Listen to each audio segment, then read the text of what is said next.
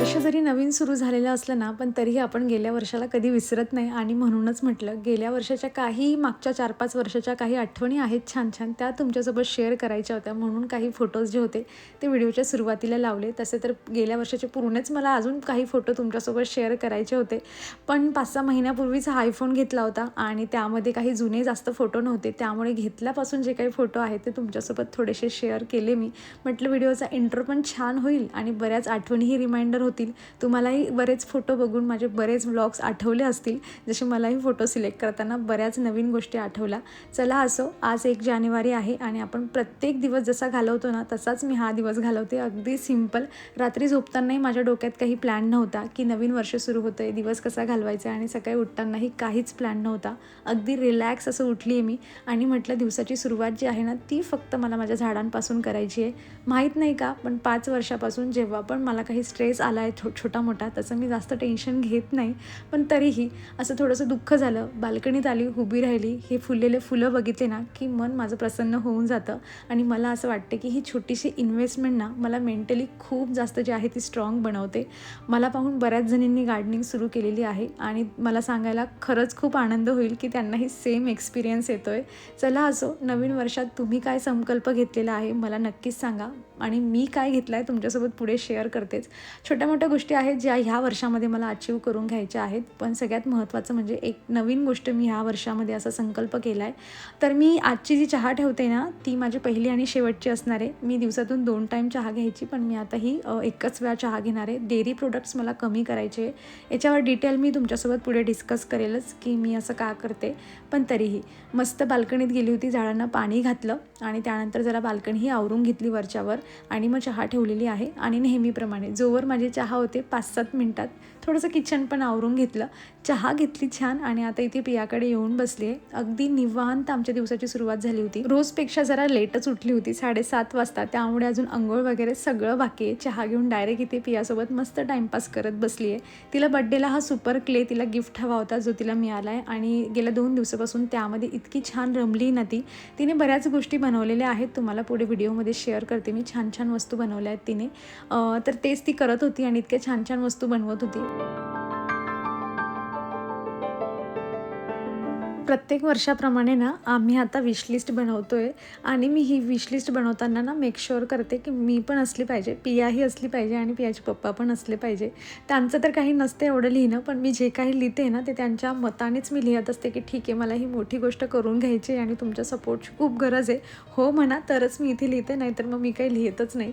तसं तर आमचं प्रिऑरिटीवर पियाचा रूम आहे आणि तिचं तेच पियाचं सगळं मनवणं चाललं आहे मला की मम्मा हे पण लिही, मला माझ्या रूममध्ये हे पाहिजे.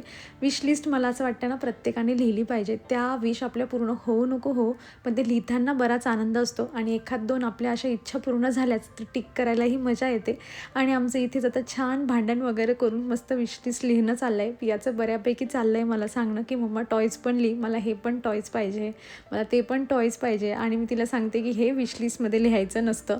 मग ती म्हणते की मग मी काय सांगू, मला तर फक्त माझा रूमच बनवून घ्यायचा आहे, त्याच्या व्यतिरिक्त दुसरं काहीच नको आहे मला, तुझीच लिस्ट खूप मोठी होते प्रत्येक वर्षी. म्हटलं ठीक आहे बाई, चल लिहून टाकूया. आणि अशा बारीक बारीक गोष्टी जी आहे ना ती मला इथे सांगते की हे लिही मम्मा, मला हे टॉयज पाहिजे, मग माझा रूम झाल्यानंतर मला तिथे फ्रेम्स पण लावायच्या आहे, मला हाच कलर द्यायचा आहे, असं सगळं तिचं चाललेलं होतं. आताच तुम्ही पाहिलं की मी मस्त अशी विशलिस्ट जी आहे ती पियासोबत बसून बनवून घेतली. जास्त काही नाही, तिला छोट्या-मोठ्या गोष्टी पाहिजेत, काहीतरी टॉयज वगैरे असं. आणि जसं मी तुम्हाला एक्सप्लेन केलंच ते सगळं, पण मला असं वाटतं की विशलिस्ट बनवून घेण्याचे ना बरेच फायदे असतात. म्हणजे मला आठवतंय जेवढं मागच्या 5-6 वर्षापासून तरी मी प्रत्येक वर्षी जे आहे ना, ह्या वर्षात आपल्याला काय करायचं आहे, काही अचीव्ह करून घ्यायचं असेल, घरासाठी छोटी-मोठी वस्तू करून घ्यायची असेल, ते मी लिहून ठेवते. आणि कुठेतरी वर्षामध्ये 1-2 महिन्यानंतर आपल्याला ती बुक दिसते, ते पान आपल्याला दिसतं ना आणि एखादी गोष्ट त्यातली पूर्ण झालेली असते ना, ती टिक मार्क करायला पण खूप मजा येते आणि ते जे रिमेनिंग असतात ना ते पण आपल्या डोळ्यासमोरून जातात आणि आपल्या लक्षात येते की ओके, आपण हे पण वर्षाच्या सुरुवातीला लिहून ठेवलं होतं जे आपल्याला कंप्लीट करायचं आहे. सो एक रिमाइंडर पण आपल्याला मिळून जातं. आणि ज्यामध्ये आमचा पियाचा रूम सगळ्यात प्रिऑरिटीला आहे आणि तिच्या विशलिस्टमध्ये सगळं तेच होतं. बाकी माझं काही नाही. घरातल्या छोट्या-मोठ्या गोष्टी थोडे स्वतःसाठी जे आहे ते चेंजेस करून घ्यायचे. थोडी शॉपिंग करायची आहे स्वतःसाठी. मी गेल्या वर्षी बऱ्यापैकी पैसा कमवला, पण मी फक्त सेव्हिंग केली. मला असं वाटतं की थोडे पैसे स्वतःवर खर्च केले गेले पाहिजे. त्यासाठी एक्स्ट्राचा टाईम मिळावा म्हणून मी व्हिडिओची क्वांटिटी पण कमी केलेली आहे. आणि अशा छोट्या-मोठ्या गोष्टी स्वतःसाठी करायच्या आहेत, जे येणाऱ्या व्हिडिओमध्ये तुम्हाला बघायला मिळेलच. पण त्या व्यतिरिक्त मला अजून एक गोष्ट करायची आहे, ती म्हणजे डेअरी प्रोडक्ट्स आहेत ना, दूध आणि दुधापासून बनलेले पदार्थ. जसं मी तुम्हाला सकाळी पण म्हणाले की ही माझी पहिली आणि शेवटची चहा असणार आहे आजची, आणि मी प्रत्येक दिवशी 2 कप चहा घ्यायची. म्हणजे 2 कप म्हणायला गेलं तर अर्धाच कप चहा घेते मी, आणि ती पण गुळापासून बनवते, जेणेकरून ती अजून हेल्दी असली पाहिजे. म्हणजे अर्धा कप म्हटली तर दिवसातून मी 1च कप चहा पिते, पण त्यातला अर्धा कप पण मला आता बंद करायचं आहे. त्यामुळे आणि याच्या मागचं सगळं रिझन आहे, मला असं वाटतं की आपण प्रत्येक वर्षी काही ना काही असं डिसिजन घेतो, काही ना काही स्वतःसाठी निर्णय घेतो. हे वर्ष कसं जावं, ह्या वर्षामध्ये काय अचीव्ह करायचं आहे. पण मला आता असं वाटतं की आपण एखादा निर्णय एन्व्हायरमेंटसाठी, आपल्या जवळपास असलेल्या छोट्या मोठ्या जीवांसाठी पण घेतला पाहिजे.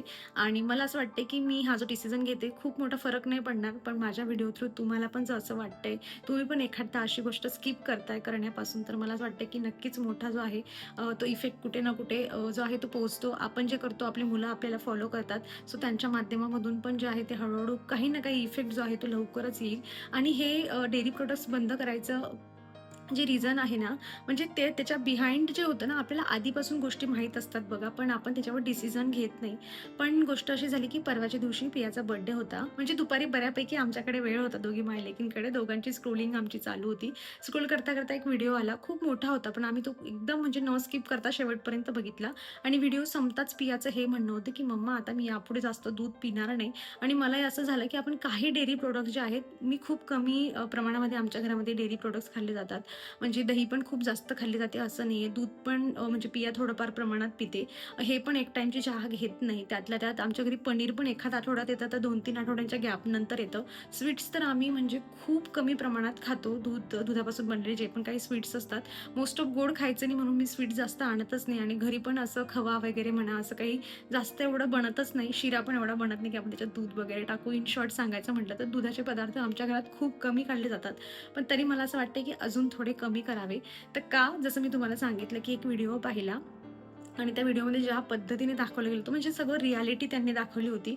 तर तो जो मी व्हिडिओ पाहिला ना, तर त्या व्हिडिओमध्ये म्हणजे असं दाखवलं होतं की आपल्या घरामध्ये दूध येईपर्यंत जो काही स्ट्रगल असतो ना त्या म्हशींचा, गुरांचा, तो खूप मोठा असतो. आणि कुठेतरी ना त्यांच्या हेल्थवर म्हणजे त्यांना बरेच जे आहे ते इंजेक्शन वगैरे दिले जातात. जास्तीत जास्त त्यांनी दूध जे आहे ते दिलं पाहिजे म्हणून त्यांची लाईफ जी आहे, म्हशींची लाईफ, गायींची लाईफ जी आहे ती कमी होऊन जाते त्या इंजेक्शनमुळे. आणि तेच दूध आपण पीत असतो, त्यामुळे कुठे ना कुठे आपल्या हेल्थवर पण, आपल्याला ते दिसत नाही पण कुठे ना कुठे आपल्या हेल्थवर पण त्याचा परिणाम होतो. म्हणजे त्यांनी खूप जे काही बिहाइंड द सीन असतं ना, एखाद्या फॅक्टरीमध्ये एखादं प्रोडक्ट बनवून येतं आणि ते बनतं कसं आहे ना, हे सगळं त्या व्हिडिओमध्ये दाखवलेलं होतं. आणि कुठेतरी आपल्याला माहीत असतं बघा, आपल्याला माहिती की शहरातल्या दुधामध्ये आणि गावाकडच्या दुधामध्ये खूप जास्त फरक असतो. इकडे जे आहे ते पावडर टाकून असतं किंवा प्युअर फॉर्ममध्ये आपल्याला दूध मिळत नाही. म्हणजे मला आठवतंय, मी लहान असताना माझ्या बाबांकडे म्हशी होत्या. म्हणजे माझ्या काकांकडे तर अजूनपर्यंत त्यांच्याकडे गायी वगैरे होते, आणि खूप जवळून जे आहे ना ते गायी किंवा म्हशी खूप जवळून बघितलेल्या आहेत. त्यांना कशा पद्धतीने त्यांची केअर घेतली जायची, त्यांना चारा कशा पद्धतीने दिलं जायचं. फक्त दूध घेण्यासाठी नाही, त्यांच्यावर एक म्हणजे अक्षरशः आपल्या घरातला एखादा मेंबर आहे असं त्यांना ट्रीट केलं जातं. आजारी पडल्यावर त्यांची काळजी जेवढी घेतली जाते, म्हातारपण होईपर्यंत त्या गायींची मी पाहिलंय. माझ्या काकांकडे गायी वगैरे होत्या, अगदी शेवटपर्यंत त्या सोबत असतात. पण त्या व्हिडिओमध्ये दाखवल्याप्रमाणे किंवा त्या व्यतिरिक्त अजून बरेच रियालिटी आहेत, आपल्याला कुठल्याही सर्च केल्यावर आपल्याला बघायला मिळेल. तर आता सध्या तरी असं झालंय, गायी म्हणा किंवा म्हशी म्हणा, फक्त यासाठी गोठ्यामध्ये त्यांना म्हणजे त्यांचं पालन केलं जातं की त्यांनी जास्तीत जास्त दूध दिलं पाहिजे.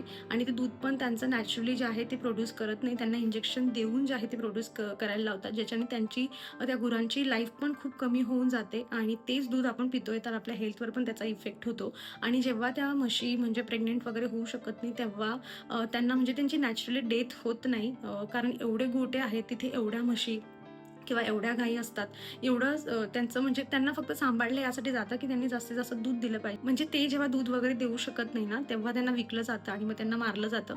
आणि मग ते जे पण ते मीठ वगैरे आहे ते त्या पद्धतीने त्यांना जे आहे ते केलं जातं. आणि कुठेतरी मला असं वाटलं की आपण छोटा स्टेप जो आहे तो उचलला पाहिजे. मला माहिती आहे की पावभर दूध मी एका दिवसातून कमी करून खूप गायींवर किंवा गुरांवर खूप काही मोठा इफेक्ट होणार नाही असं नाही आहे. पण मला असं वाटतं की माझ्या व्हिडिओतील तुमच्यापैकी 2 जणांनी पण हे विचार केला असा, तर मला असं वाटतं की आपण 3-4 जणांनी मिळून पण ही सुरुवात केली ना, तर ही छोटीशी सुरुवात पुढे जाऊन मोठी होऊ शकते. शेवटी आपण जे करतो आपल्याला बघूनच आपली मुलं पण फॉलो करत असतात. सो मला असं वाटतं की काहीतरी जे आहे ते आपण थोडं नेचरसाठी पण केलं पाहिजे. किती मोठा इम्पॅक्ट त्याचा होईल आय डोंट नो. तो व्हिडिओ बघून खूप असं म्हणजे असतात ना हार्ट टचिंग एखादा व्हिडिओ, ती सगळी रियालिटी, ते छोटे छोटे क्लिप्स बघून मला खूप असं हे वाटलं. आणि पियाला पण इन्स्टंट तिचं रिॲक्शन होतं की मम्मा मी यापुढे जास्त दूध जे आहे ते घेणार नाही. जर तिला हे रिअलाईज होऊ शकतं तर मला असं वाटतं की आपण पण थोडा विचार केला पाहिजे. तर नवीन वर्षांच्या ह्या बऱ्याच संकल्पांसोबत मी हा एक पण संकल्प आता घेतला आहे की डेअरी प्रोडक्ट्स मला कमी करायचे. कुठे ना कुठे एखाद्या बिचारा गाई गुरावर कुठे ना कुठेतरी नक्कीच इम्पॅक्ट पडेल माझ्या कमी दूध कन्झ्युम केल्यामुळे. बाकी दुधामधून आपल्याला प्रोटीन भरपूर प्रमाणात मिळत असतं. दूध म्हणलं म्हणजे डेअरी प्रोडक्ट्स म्हणले म्हणजे मग प्रोटीनचा खूप मोठा सोर्स असतो. तो पण आपण कुठून ना कुठून शोधूनच घेऊ. शेवटी देवाने आपल्याला डोकं दिलंय, बोलू शकतो आपण, सगळ्या गोष्टी मुवमेंट करून आपण सगळं करू शकतो. तर आपण त्या पण गोष्टी नक्कीच करू शकतो. जे गाई गुरांकडे नाही आहे ते बोलू नाही शकत, त्यांच्या वेदना सांगू नाही शकत, कुठेतरी आपण समजून घेतलं पाहिजे. सो चला, या मस्त अशा नवीन वर्षाची सुरुवात एक छान जे आहे ते थोडंसं आपल्याला सोडून दुसऱ्या लोकांसाठी पण जे आहे ते मी केलेली आहे. आय होप येणाऱ्या वर्षांमध्ये अजून वेगवेगळे छान छान गोष्टी ज्या आहेत ते माझ्याकडून घडतील, ते तुमच्यासोबत शेअर करेल. आणि तुम्हाला आवडलं तर मग तुम्ही ते नक्कीच फॉलो करू शकतात. आता बघूयात उरलेल्या दिवसामध्ये अजून काय काय घडतंय. तसं जास्त काही प्लॅन नाही आहे, काही झालंच तर तुमच्यासोबत शेअर कर.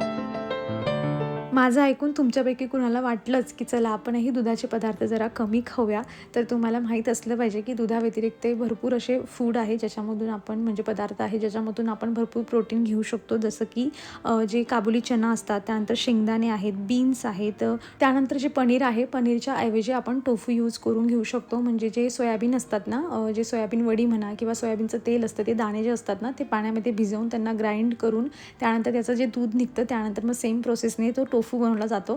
घरी बनवायचं नसेल तर मार्केटमध्येही मिळतं, पण बरेच असे आहेत सोर्स ज्याच्यामधून आपण प्रोटीनचा इंटेक वाढवून घेऊ शकतो. बाकी ही ज्याची त्याची मर्जी आहे. चला, मी आता इथे मात्र स्वयंपाकाला सुरुवात करण्याआधीच माझ्याकडे मस्त असा भाजीपाला आला आहे. नॉर्मल मला आज आलूचा पराठा बनवायचा आहे. मी काल परवाच्या व्हिडिओत पण तुमच्यासोबत शेअर केलं होतं. तिला ना असं जास्त खायची इच्छा होत नाही आहे आणि सकाळी पण तिला ब्रेकफास्ट वगैरे असं काही करायची इच्छा नव्हती, म्हणून आम्ही ब्रेकफास्ट केलाच नाही. पण ती आता खूप आवडीने सांगत होती की मम्मा आलू पराठा बनव, मला आलू पराठा खावासा वाटतोय. म्हटलं चल मग आलू पराठा बनवूया. तर मग तोच मी आता इथे बनवते. त्यासोबत म्हटलं ठेचा वगैरे बनवूया लास्टला अगदी झटक्यात, कारण आलू पराठ्यासोबत चटणी वगैरे छान लागत नाही आणि दही छान लागते. पण मी आजच डिसिजन तुमच्यासोबत शेअर केलं आहे आणि ती पण नाही म्हणली मला की दही नको मम्मा, तू ठेचा बनवू शकते. नाहीतर मग आम्हाला आलू पराठा आणि दही खूप आवडते, हे गेल्या व्लॉगमध्ये सुद्धा तुम्ही पाहिलं असेल. पण म्हटलं चला आता तिला हवाच आहे. आता वर्षाचा पहिला दिवस असो की काही असो, मुलीने खाणं जास्त इम्पॉर्टंट आहे. तिच्या आवडीचं बनलं तर तीही जरा 2 घास जास्त खाईल. म्हणून नॉर्मल नेहमीप्रमाणे बऱ्याच वेळा रेसिपी शेअर केलेली आहे, तसाच मस्त असा आलू पराठा बनवते.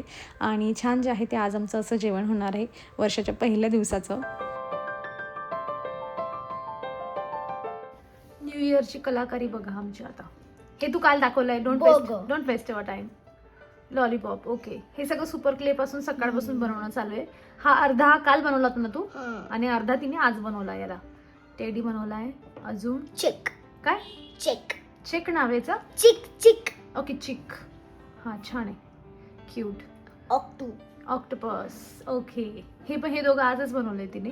सकाळपासून स्ट्रगल चाललाय आमचा. आणि हे फ्लावर इतकं छान रिअल फ्लावर वाटतंय. कलर कॉम्बिनेशन पण इतकं छान केलंय, मस्त.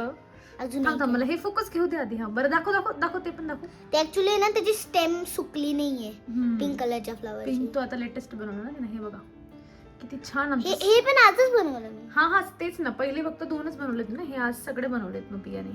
आणि अजून हे काम पुढे प्रोसेस मध्ये चालणार आहे की नाही. न्यू इयरचे एवढे छान छान वस्तू पियाने बनवलेल्या आहेत मस्त.